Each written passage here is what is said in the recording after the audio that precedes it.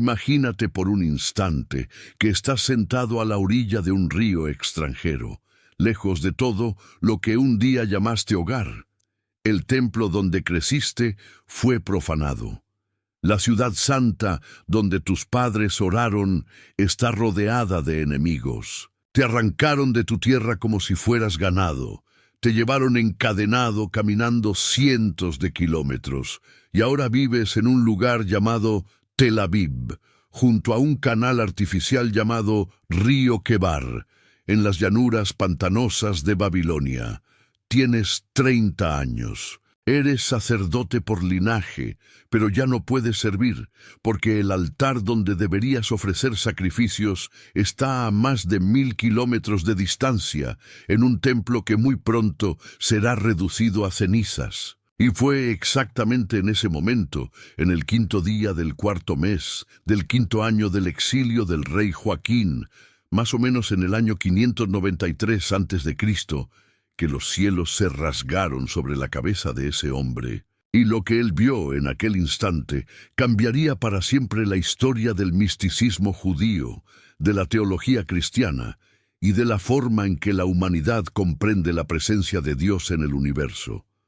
Ese hombre se llamaba Ezequiel. Y antes de que cierres esta pestaña, respóndeme en los comentarios, ¿desde qué país nos estás viendo en este momento? Porque necesitas saber que lo que este profeta vio hace 2600 años no fue una alucinación, no fue un delirio, no fue una metáfora poética. Fue algo tan imposible de describir que la Biblia tiene que usar la palabra semejante más de 20 veces en un solo capítulo, porque el lenguaje humano simplemente no alcanza para explicar lo que apareció delante de los ojos de ese hombre. Para entender la magnitud de lo que vamos a discutir aquí, primero tienes que comprender quién era Ezequiel y en qué mundo estaba viviendo. Porque sin ese contexto, la visión de las ruedas voladoras llenas de ojos no pasa de ser una curiosidad extraña. Ezequiel, cuyo nombre en hebreo, Yechezkel, significa literalmente Dios fortalece o que Dios fortalezca, era hijo de un hombre llamado Buzi, y la Biblia lo identifica claramente como sacerdote, según el capítulo 1, versículo 3 del libro que lleva su nombre. Probablemente nació durante el reinado del piadoso rey Josías, en una familia del linaje sacerdotal de Jerusalén. Fue educado para ser Cohen, sacerdote del templo, heredero de la tradición de Aarón, entrenado desde la infancia para conocer cada detalle ritual del santuario, cada ley de pureza, cada cántico del altar, y según la ley de Moisés registrada en el libro de Números, capítulo 4, era exactamente a los 30 años de edad cuando un descendiente de Leví comenzaba su servicio pleno en el santuario. 30 era la edad de la consagración activa. 30 era el año en que toda la preparación se convertía en ministerio. Y muchos comentaristas bíblicos, tanto judíos como cristianos, ven justamente en ese detalle la explicación para la expresión extraña que abre el libro. En el año 30, muchos eruditos defienden que esa frase se refiere a la edad de Ezequiel en aquel momento. Otros sugieren que puede ser una referencia a un calendario babilónico, pero la interpretación tradicional es poderosa, porque le da pleno sentido al texto. Pero en el año 597 a.C., antes de que ese momento sagrado llegara, el imperio babilónico de Nabucodonosor invadió Judá por primera vez, destronó al rey Joaquín y deportó a Mesopotamia a una élite de cerca de 10.000 personas, incluyendo la familia real, los artesanos, los soldados y los sacerdotes, tal como está registrado en el segundo libro de los Reyes, capítulo 24, versículos 10 al 16. Ezequiel estaba entre ellos. Fue una de las estrategias más crueles y más eficientes del antiguo cercano Oriente. Arrancar el liderazgo político, militar y espiritual de un pueblo conquistado, plantando a esas personas en tierra extranjera para que perdieran la identidad, la esperanza y, sobre todo, la fe. Los babilonios sabían que matar reyes no destruía naciones. Lo que destruía una nación era separar al pueblo de sus profetas y de sus altares. Y Ezequiel vivió en carne propia el cumplimiento cruel de esa estrategia. 5 años después de la deportación, en el año 30 de su vida, se vio sin altar, sin templo, sin sacrificio, sin nada que ofrecer a Dios, sentado a la orilla de un canal de irrigación en tierra pagana, cargando la frustración del sacerdote que nunca iba a poder sacerdotar. Era el año en que su vocación debía florecer, y era el año en que todo su llamado parecía haberle sido arrebatado. Guárdate este dato, porque esta información lo cambia todo, y fue exactamente eso lo que pasó con la comunidad judía en Tel Aviv. Imagínate la escena. Gente que creció cantando salmos en el templo de Salomón, ahora obligada a vivir entre los zigurates paganos de Babilonia, donde los sacerdotes adoraban a Marduk, a Ishtar, a Nabú, dioses que parecían haber vencido al propio Yahvé, porque esa era la teología de la época. Cuando un pueblo era derrotado militarmente, todos creían que eso significaba que el Dios de aquel pueblo también había sido derrotado por los dioses de los vencedores. Los judíos deportados estaban viviendo la mayor crisis teológica de su historia. Se preguntaban en voz baja, en sus tiendas y en sus casitas de barro, ¿dónde está Dios? ¿Será que Yahvé nos abandonó? ¿Será que se quedó en Jerusalén y perdimos contacto con él para siempre? ¿Será que simplemente perdió contra Marduk?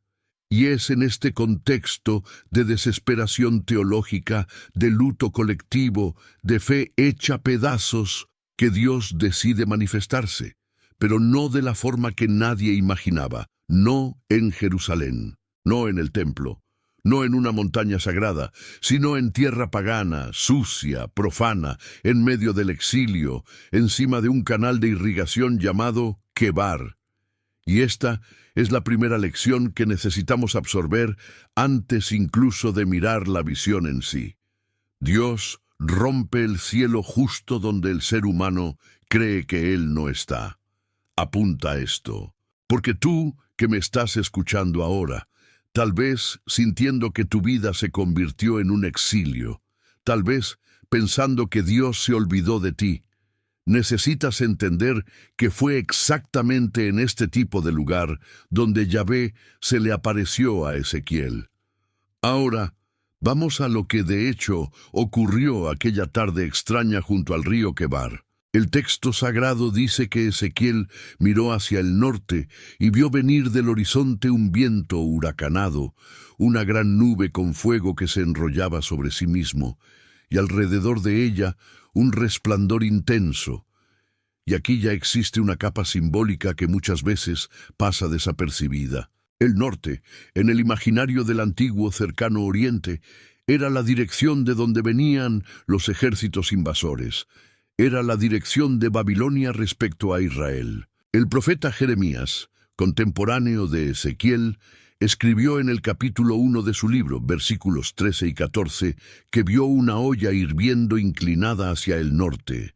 Y Dios le dijo que del norte se desataría el mal sobre todos los habitantes de la tierra. Entonces la dirección que para los judíos simbolizaba destrucción y juicio, se convierte precisamente en la dirección por la cual Dios aparece. La misma dirección que trajo a los babilonios para destruir Jerusalén, ahora es la dirección por la que Yahvé viene a revelar su gloria a su siervo exiliado. Dios toma la dirección del juicio y la transforma en revelación, y del medio de aquel fuego, según la traducción literal del hebreo, salía algo que parecía chashmal, una palabra que los traductores hasta hoy discuten qué significa exactamente. Algunas versiones la traducen como metal brillante, otras como ámbar ardiente, otras como metal incandescente en fusión. Los rabinos antiguos consideraban esa palabra tan sagrada que estaba prohibido pronunciarla en voz alta antes de los 40 años de edad, porque creían que quien intentara comprender lo que significaba podía ser consumido por el fuego divino. Existe incluso una historia en el Talmud, en el tratado Chagigá, página 13, sobre un niño que estaba estudiando el libro de Ezequiel en la casa de su maestro e intentó entender el significado de la palabra chashmal por su cuenta. Y según el relato, fuego salió de aquella palabra y lo consumió. Y a partir de ese episodio, los sabios discutieron si debían esconder el libro de Ezequiel de las manos del pueblo común. Y fue un rabino llamado Hananías ben Hisquías quien los convenció de mantener el libro accesible. Esto te da la dimensión de cuán temida y reverenciada esta pasaje siempre fue dentro del judaísmo. Y es de en medio del fuego que aparecen las 4 criaturas. Y aquí comienza la parte que hace que la mente humana entre en cortocircuito. Cada una de esas criaturas tenía semejanza humana, pero cada una poseía 4 rostros y 4 alas. Los 4 rostros eran al frente, el rostro de un hombre, a la derecha, el rostro de un león, a la izquierda, el rostro de un toro, y atrás, el rostro de un águila. Las alas estaban unidas unas con otras, y no giraban cuando se movían, sino que cada una caminaba en la dirección de su rostro. Sus pies eran rectos como la pezuña de un becerro, y brillaban como bronce pulido. Y debajo de las alas, escondidas, había manos humanas. Y esa imagen de las manos humanas, escondidas debajo de las alas, es una de las más conmovedoras de todo el capítulo, porque significa que incluso las criaturas más poderosas del trono divino, con toda su fuerza sobrenatural, mantienen escondidas manos humanas capaces de tocar, de sostener, de acoger. Es la divinidad que se acerca a lo humano sin perder la trascendencia. Pero es aquí, en el versículo 15 y los siguientes del capítulo 1, donde el texto entra en aquello que le da título a este video. Porque Ezequiel mira hacia abajo, hacia el suelo, al lado de cada una de las 4 criaturas, y ve una rueda, y describe esa rueda de una forma que aún hoy, después de 26 siglos, hace que teólogos, místicos, científicos e ingenieros se rasquen la cabeza. Dice que la apariencia de las ruedas era como la del berilo, una piedra preciosa, amarillo-verdosa brillante, que las 4 ruedas tenían la misma forma, y que la estructura de ellas era así, una rueda dentro de otra. Piénsalo por un instante, no eran ruedas paralelas, como en una carreta.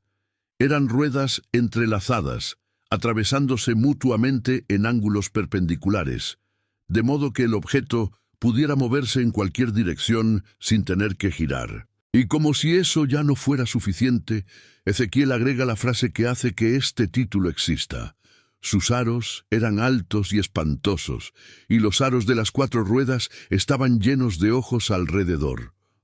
Ojos, no pintados, no dibujados, ojos verdaderos, vivos, mirando en todo el perímetro de cada rueda. Y cuando las criaturas se movían, las ruedas se movían con ellas.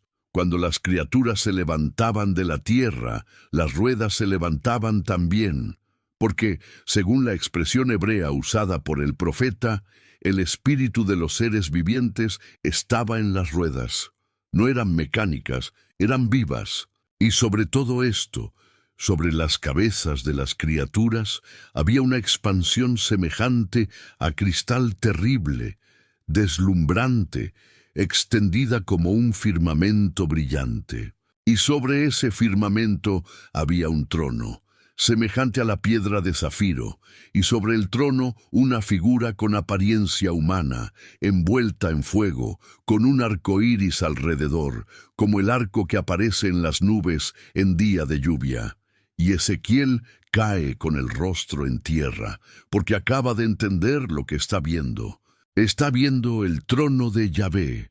Ahora, Antes de que avancemos hacia la parte más profunda de la explicación, necesito hacerte una pregunta directa a ti que estás ahí. ¿En qué ciudad estás en este momento? Déjamelo en los comentarios, porque el siguiente trecho va a responder la pregunta que mucha gente se hace cuando lee este capítulo por primera vez. ¿Por qué Dios escogería una forma tan extraña, tan alienígena, tan difícil de describir para mostrarse? ¿Por qué no apareció como en la zarza ardiente de Moisés? ¿Por qué no habló en voz mansa como le habló a Elías? ¿Por qué esta demostración tan extravagante, tan cinematográfica, tan sobrenatural? Y la respuesta está exactamente en el contexto del exilio, porque cada elemento de aquella visión era un mensaje teológico preciso, dirigido directamente a los judíos deportados. Cada detalle era una respuesta directa a las preguntas que aquellos hombres y mujeres se estaban haciendo en el silencio del exilio. Ponme atención. Primero, las ruedas. Los judíos en Tel Aviv estaban viviendo en una tierra donde los dioses paganos eran representados como estatuas inmóviles, atrapadas en templos, incapaces de salir de los altares donde los sacerdotes los colocaban. Los ídolos de Babilonia tenían que ser cargados por sus adoradores en procesiones. Eran dioses parados, dioses geográficos, dioses pegados a un lugar, y fue por eso que muchos judíos pensaban que Yahvé se había quedado en Jerusalén y no podía llegar hasta Mesopotamia. La teología popular del antiguo cercano Oriente decía que cada dios tenía su territorio, y fuera del territorio no tenía poder. Y es exactamente contra esa mentira teológica que Dios se presenta con ruedas. Ruedas dentro de ruedas, ruedas que se mueven en cualquier dirección sin girar, ruedas que suben, bajan, van hacia el norte, hacia el sur, hacia el este, hacia el oeste, sin ninguna limitación geográfica. El mensaje es arrasador en su simplicidad. El Dios de Israel no está atrapado en Jerusalén. El Dios de Israel es móvil. El Dios de Israel llegó hasta Babilonia. El Dios de Israel vino hasta donde tú estás. Te siguió en el exilio. Cruzó el desierto contigo. Está aquí ahora sobre el canal Quebar, en medio de la tierra pagana, y nada ni nadie puede aprisionarlo. ¿Te imaginas el impacto de esta revelación para un pueblo que estaba perdiendo la fe? ¿Te imaginas lo que esto significa para ti? Que tal vez estés viviendo tu propio exilio ahora, lejos de casa, lejos de la familia, lejos de la iglesia donde creciste, pensando que Dios se quedó atrás. No se quedó. Tiene ruedas. Y esas ruedas van hasta donde sea necesario para alcanzarte. Segundo, los ojos. ¿Por qué ruedas llenas de ojos? Esa es una de las imágenes más perturbadoras de toda la Biblia, y ninguna otra pasaje de las Escrituras describe algo parecido. Los comentaristas judíos antiguos, especialmente en la tradición rabínica y más tarde en el misticismo de la Cábala, identificaron esos ojos como una representación de la omnisciencia de Dios. Porque un Dios pagano es ciego.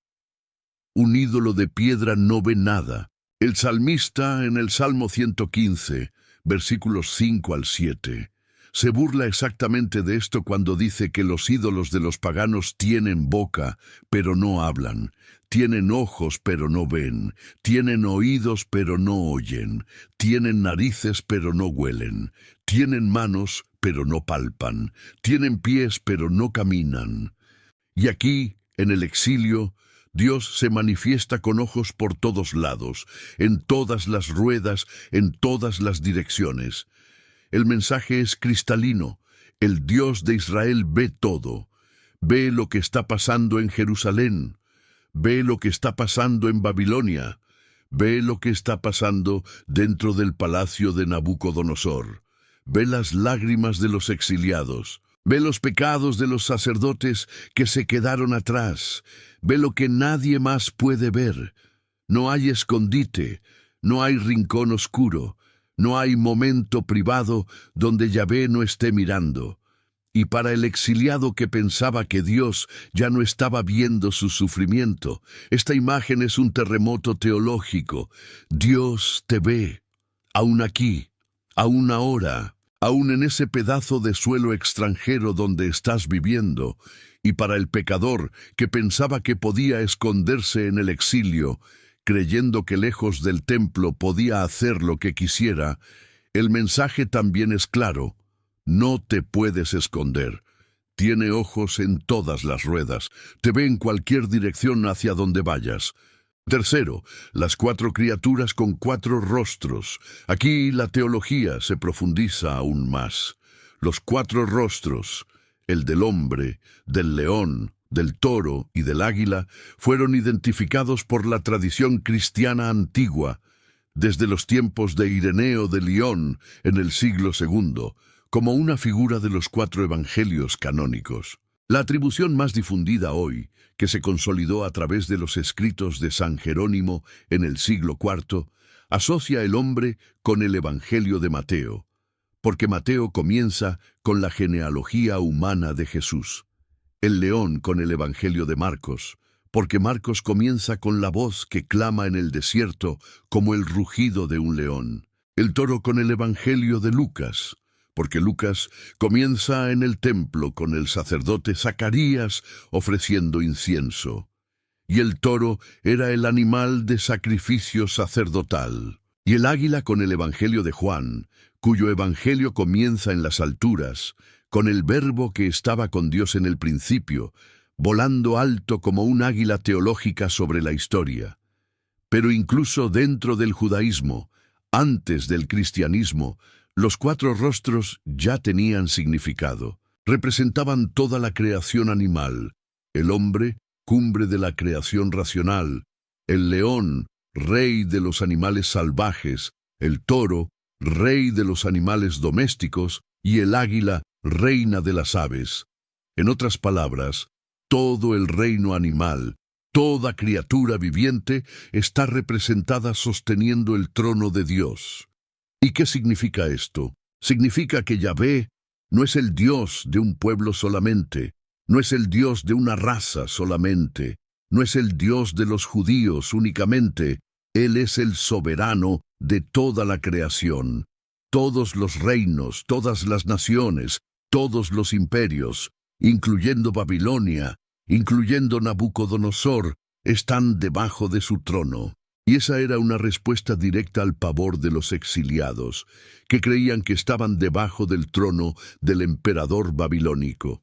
No lo estaban. El emperador de Babilonia, sin saberlo, también estaba debajo del trono de Yahvé, sostenido por aquellas mismas criaturas, transportado por las mismas ruedas. Ahora, vamos a la parte que une todos estos símbolos.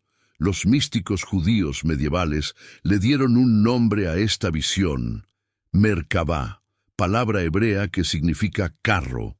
La visión de Ezequiel se hizo conocida como Maaseh Merkabá, la obra del carro, y fue considerada el mayor secreto de la Torá. En el Talmud está escrito que los rabinos prohibían la enseñanza de este capítulo a cualquier persona menor de 40 años, e incluso entonces solo podía ser enseñado a un alumno a la vez, y en susurros, porque era demasiado peligroso para una mente sin preparación. Se creía que entender mal la Merkabá podía destruir el intelecto, quemar el alma, hacer que el estudiante perdiera la razón. Existe incluso una historia famosa registrada en el Talmud sobre 4 grandes sabios que entraron juntos en el Pardes, el huerto místico, para contemplar la Merkabá. Uno murió, otro enloqueció, otro se volvió apóstata, y solamente uno, el Rabí Akiva, entró en paz y salió en paz. Esa historia se contaba como advertencia. La visión de Ezequiel es fuego. Quien se acerca sin preparación se quema.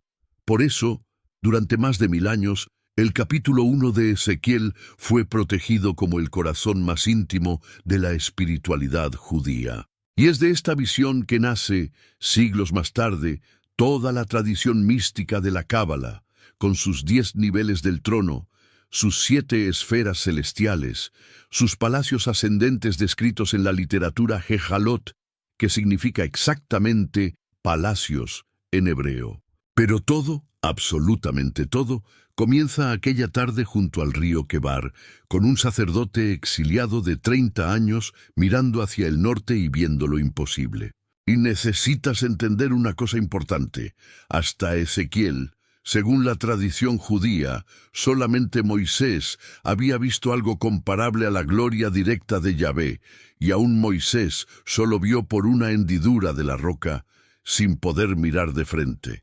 Ezequiel es el primer profeta en ver el trono en movimiento. Es el primero en describir la gloria en desplazamiento. Y eso, dentro de la teología hebrea, es absolutamente revolucionario, porque significa que el santuario de Dios ya no está fijo en Jerusalén. La Shejiná, la presencia manifiesta de Dios, ahora tiene ruedas. Y la Shejiná puede estar con cualquiera, en cualquier lugar, en cualquier exilio. Pero tal vez te estés preguntando, ¿y qué hay de la interpretación moderna? Esa que dice que Ezequiel vio una nave espacial. En 1974, un ingeniero de la NASA llamado Joseph Blumrich, que había trabajado en el proyecto del cohete Saturno V, leyó el capítulo 1 de Ezequiel para intentar demostrar que se trataba de una alucinación religiosa. Pero, según el propio Blumrich relató, terminó teniendo una experiencia inversa. Quedó tan impresionado con la precisión técnica de las descripciones que escribió un libro llamado Las naves espaciales de Ezequiel, donde intentó reconstruir mecánicamente lo que el profeta habría visto, como si fuera un vehículo de aterrizaje multidireccional. Décadas después, el propio Blumrich admitió en entrevistas que su reconstrucción era altamente especulativa. Pero la idea quedó grabada en el imaginario popular. Y es comprensible, porque cuando leemos ruedas dentro de ruedas, brillo de metal incandescente, movimiento sin girar, criaturas con alas y fuego en el centro, nuestra mente moderna inevitablemente conecta esos elementos con tecnología. Pero atención, y esta parte es fundamental. La Biblia no dice que Ezequiel vio una nave espacial. La Biblia dice, con todas sus letras, en el último versículo del capítulo, que aquello que él vio era la apariencia de la semejanza de la gloria del Señor. No eran alienígenas, era Dios. Dios manifestándose de la única forma capaz de comunicar a un pueblo derrotado que Él era infinitamente más grande que cualquier imperio, infinitamente más móvil que cualquier ídolo, infinitamente más vidente que cualquier espía, infinitamente más soberano que cualquier faraón o emperador. Y aquí viene la pregunta más importante de todas. ¿Para qué sirvió esta visión? ¿Por qué Dios se manifestó de aquella forma específica? La respuesta está en los capítulos siguientes del libro. Justo después de caer con el rostro en tierra, Ezequiel oye una voz y Dios lo llama: Hijo de hombre, ponte sobre tus pies, y yo hablaré contigo. Y en los siguientes capítulos, Dios lo envía como profeta al pueblo rebelde de Israel. La visión no era solo una revelación privada, era la credencial divina, era la prueba de que Ezequiel no estaba inventando nada, no estaba siendo influenciado por la cultura babilónica, no estaba recitando leyendas paganas. Era la confirmación visual de que Yahvé había rasgado los cielos para hablar personalmente con aquel sacerdote exiliado, y a través de él, hablar con todos los deportados. Y el mensaje que vendría sería duro. Jerusalén todavía iba a caer. El templo todavía iba a ser quemado. El pueblo tenía que arrepentirse, no solo de los pecados externos, sino del corazón de piedra que tenían por dentro. Pero, en medio de esa dureza, venía también la promesa. Un día, Dios daría un corazón nuevo, un espíritu nuevo. Un día, los huesos secos volverían a la vida. Un día, el exilio terminaría. Un día, un nuevo templo sería construido, y la gloria de Yahvé, aquella misma gloria sobre las ruedas con ojos, volvería a habitar entre los hombres. Y es por esto que los cristianos vemos en la visión de Ezequiel la anticipación directa de lo que ocurriría siglos después en Belén, cuando la gloria de Dios, esta vez, no vino en carro de fuego, sino en forma de niño nacido en un pesebre. La Merkabá de Ezequiel es el prólogo de la encarnación. Las ruedas que iban hasta cualquier lugar prefiguran al Cristo que vendría a habitar entre nosotros, el Emanuel, el Dios con nosotros, que rompió no solo los cielos de Tel Aviv, sino la barrera entre lo divino y lo humano. Y no es coincidencia que, siglos después, en la isla de Patmos, otro profeta exiliado, esta vez el apóstol Juan, recibiera una visión que hace eco directo a la de Ezequiel. En el libro del Apocalipsis, capítulo 4, Juan ve un trono en el cielo, y alrededor del trono 4 seres vivientes. Y en el Apocalipsis, esos 4 rostros aparecen distribuidos. El primer ser tenía la apariencia de león, el segundo, la apariencia de becerro, el tercero tenía rostro de hombre, y el cuarto era semejante a un águila volando.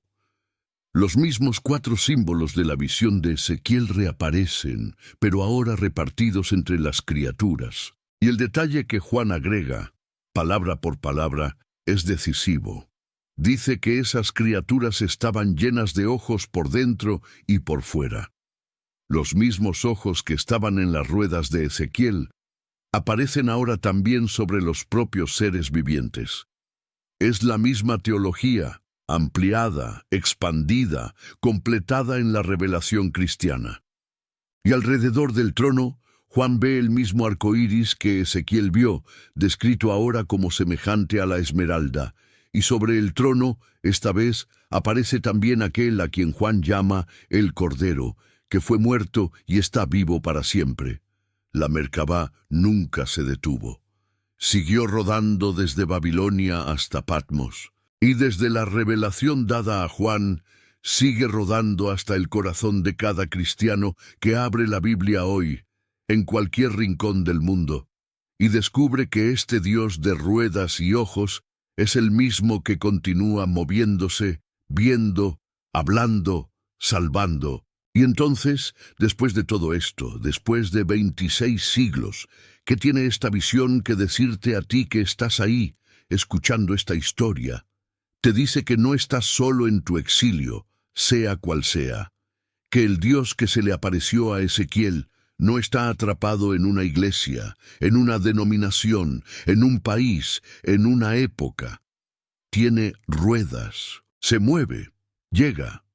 Te dice que Él te ve, con ojos en todas las direcciones, conociendo cada detalle de tu vida, aún en el rincón más escondido donde tú piensas que nadie está mirando. Te dice que Él es soberano sobre todos los imperios, sobre todos los problemas, sobre todas las crisis que parecen más grandes que tu fe. Y te dice, sobre todo, que Él rompe el cielo cuando el ser humano menos lo espera, en el lugar más improbable, en el momento más oscuro, de la forma más inesperada. Como rompió sobre Ezequiel a la orilla de un canal pagano llamado Quebar. Como rompió sobre María en una aldea olvidada llamada Nazaret. Como todavía hoy rompe sobre cada corazón dispuesto a mirar hacia arriba. Y ahora quiero saber de ti. Comenta ahí abajo qué ciudad, qué estado, qué país eres mientras escuchas esta historia. Y respóndeme también, ¿cuál fue el detalle de la visión de Ezequiel que más te impactó? ¿Fueron las ruedas? ¿Fueron los ojos? ¿Fueron las criaturas? ¿Fue el trono de zafiro? ¿Fue el arco iris alrededor de la figura humana sentada en el trono? Comenta, porque yo leo todos los comentarios, y cada uno de ellos es importante. Y si este video te ayudó a comprender uno de los pasajes más misteriosos y más profundos de toda la Biblia, déjame tu like, suscríbete al canal, activa la campanita de notificaciones y compártelo con esa persona que necesita entender que Dios tiene ruedas, que Dios tiene ojos, que Dios tiene manos debajo de las alas y que aún en el exilio más profundo de tu vida, Él sigue siendo el soberano que rompe los cielos para mostrarse. Porque si Yahvé se le apareció a un sacerdote derrotado, lejos del templo, en medio de los paganos, a la orilla de un canal extranjero hace 200 y 600 años, entonces no existe lugar en este mundo, ni situación en esta tu vida, donde Él no pueda aparecer también. Las ruedas siguen girando, los ojos siguen viendo, y el trono sigue estando por encima de todo. Hasta el próximo video, quédate en la paz del Señor.